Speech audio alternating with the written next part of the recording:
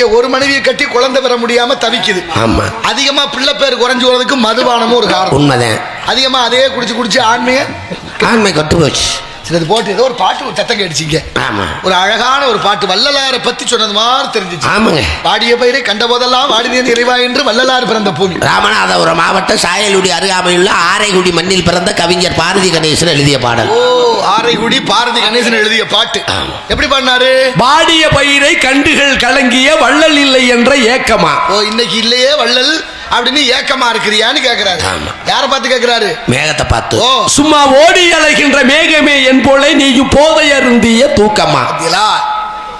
வள்ளல் இல்லைங்கிற ஏக்கமா இல்ல ஒருவேளை ஏன் மாதிரி நீயும் தண்ணிய போட்டு போதையில இருக்கிறது தூக்கமானு கேக்குறாரு. அப்படின்னா எதுக்கு கேக்குறாரு? வாடும் பயிர் கருகள் ஆகுமா, வள்ளல் குணத்துக்கே ஈனமா. வாடும் பயிர் கருகள் ஆகுமா, மழை இல்லாம ராமநாதபுரம் சீமையில ராமநாதபுரம் ஜில்லா ராமநாதபுரம் மாவட்டத்துல பயிரெல்லாம் மழை இல்லாம கருகுதே, இது வள்ளல் குணத்துக்கே ஈனம் இல்லையா? பள்ளி வள்ளங்கிற வள்ளல்கள் பிறந்த நாட்டிலேன்னு கேக்குறாரு. அடுத்து என்ன கேக்குறாரு? காடு வயல் வெள்ளி நாடு கடல் பேதமின்றி பெய்யும் மாறியே. எல்லா இடங்கள்லயும் மழை இன்னைக்கு தான் பெய்யணும், நாளைக்கு பெய்யக்கூடாது, இல்ல நேற்று தான் பெய்யணும் இன்னைக்கு அப்படிங்கிற கணக்கு இல்லாம எல்லா இடங்களுக்கும் மழை பொழிவு எப்போதும் கொட்டிக்கொண்டே இருந்த மேகமே நீனும் போதை போட்டு அங்கிட்டு கிட்ட அலையிறாங்க. ஏன் தண்ணியை போட்டு தர்றேன்? அவன் தான் ஒரு இடத்துல இருக்க மாட்டேங்கிறான், இல்ல அநியாயம் பண்றாங்க தண்ணியை போட்டு. நீ இந்த மாதிரி எப்படி கேட்கிறாரு பாருங்க கேள்வி. இந்த கவிஞனுடைய அறிவை நம்ம எப்படி மெச்சு. அடுத்து சரணத்துல சொல்றாரு. என்ன சொல்றாரு? அரசியல்வாதிக்கும் அரசு அதிகாரிகளுக்கும் அள்ளி கொடுத்தாலே ஆகுமே. அப்படி போடு. எப்படி போட்டார் பாருங்க. அரசு அதிகாரிகளுக்கும் அரசியல்வாதிகளுக்கும் காசு கூட கொடுத்துட்டா எதை வேணாலும் செய்யறாங்களே, அது போல உனக்கு நானும் தரணுமான்னு கேட்கிறாரு.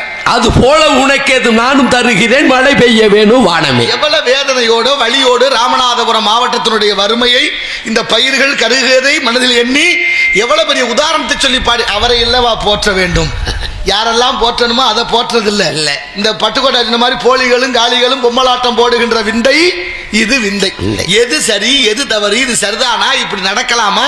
இந்த உலகத்துக்கே வீரமும் அறிவும் கடன் கொடுத்த இந்த தமிழ் சமூகம் கண்ட காளிகளோடவே சுத்துறாங்களே, என்ன செய்யறது? அப்பத்தாவை பத்தி பேசினையே. ஆமா. வீரமங்க வேலுநாச்சியாரை பத்தி. ஆமா ஆமா, அருமையான விளக்கு. இன்னைக்கு தமிழ் நாச்சியார் பிறந்து 80-90 வருஷத்துக்கு பிறகுதான் பிறக்கிறா மணிகர்ணிகை என்ற அந்த சாஞ்சிராணி.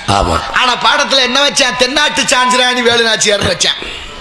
அப்பதான் மூத்தவ எப்படி வச்சிருக்கணும்? தென்னாட்டு வேலுநாச்சியார் சாஞ்சிராணின்னு வச்சிருக்கணும். அப்ப பாட புத்தகத்துல எல்லாரும் படிச்சியல, ஒருத்தோட அதை பத்தி கேட்கலையே.